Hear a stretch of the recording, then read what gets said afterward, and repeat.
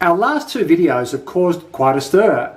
The first of them suggested that you don't have to be a charismatic visionary to be a good leader.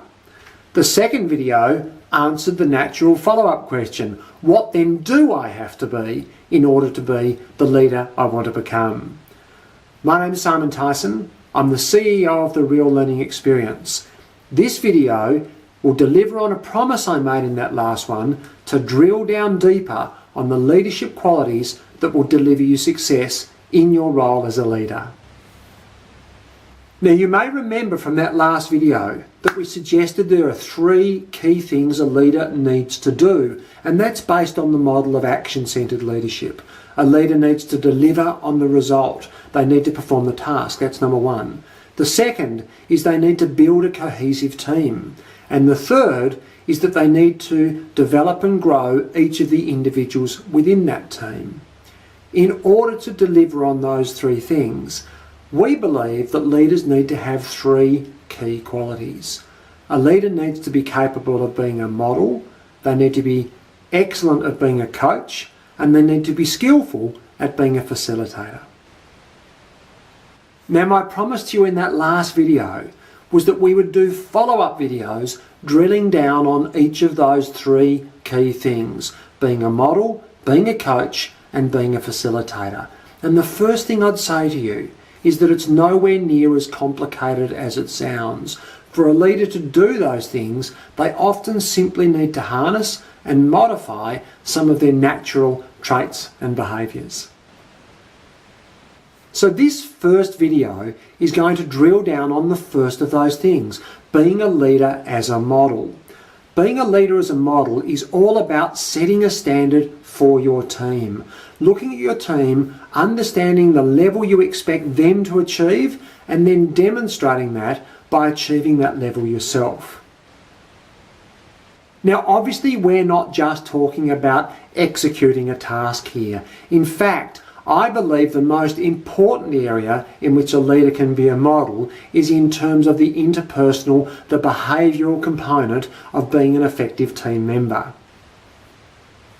A critical and somewhat confronting reality for most leaders is that the people in your team are highly unlikely to consistently exceed the standard you set for them. Sure, some people will occasionally exceed that standard. Some people will perform and interact in a way better than you do. But the reality is no individual is likely to do that consistently. And if they do, they're not likely to stay on the team for all that long. So you as a leader act as a sort of limit or a ceiling on the performance of your people. When people exceed that performance consistently, they make the decision that this is not a team that allows me to be all I can be, and they take their skills somewhere else. For those that stay, they look to you. They look to the example you set, and they work somewhere, hopefully close, but usually below that limit. So let's break this down to a really practical level. Firstly, how do you behave as leader, as model? And secondly, what specific behaviours are we talking about here? So let's deal with the first of those. How do you behave as leader, as model?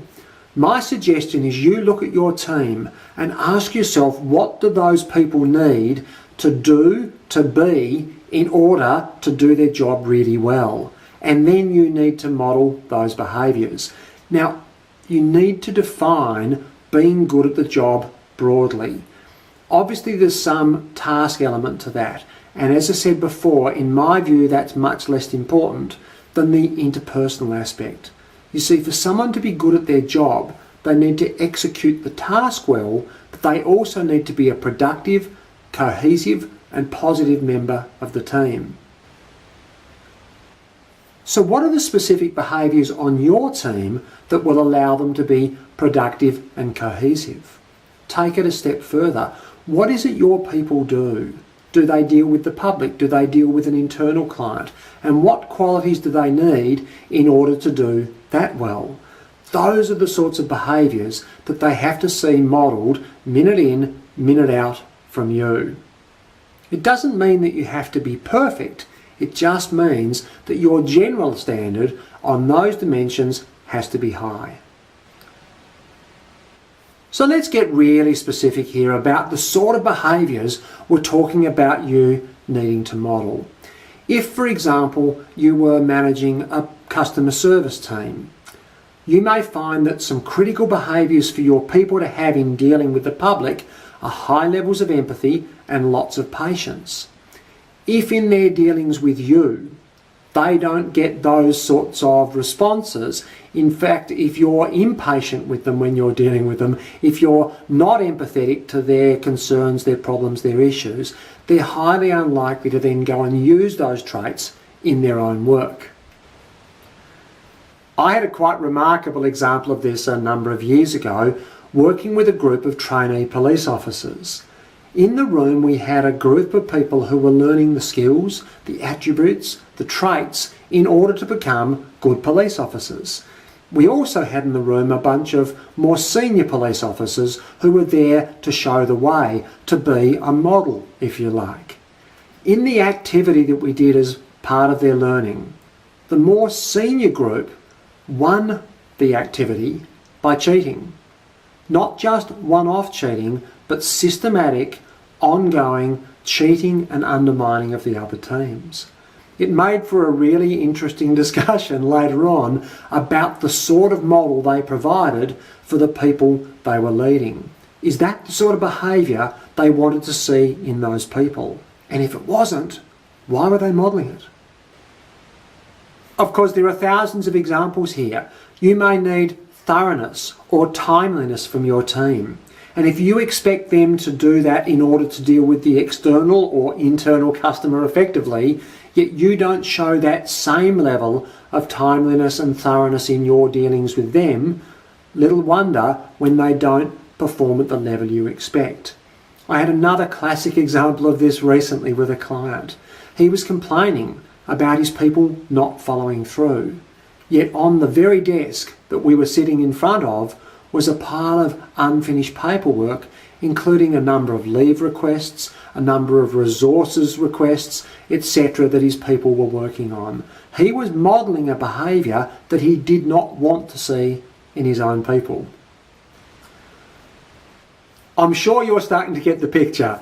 You've got to model the behaviours you want to see, and you've got to make sure you don't model the behaviours you don't want to see. Just in case, I'm going to give you one final example. About a year ago, I worked with a team of people that required, amongst other traits, a lot of resilience. Their job was demanding, it was confronting, and they needed the capacity to deal with a situation, get themselves back together and bounce back, and move on to the next one with a clear and positive frame of mind.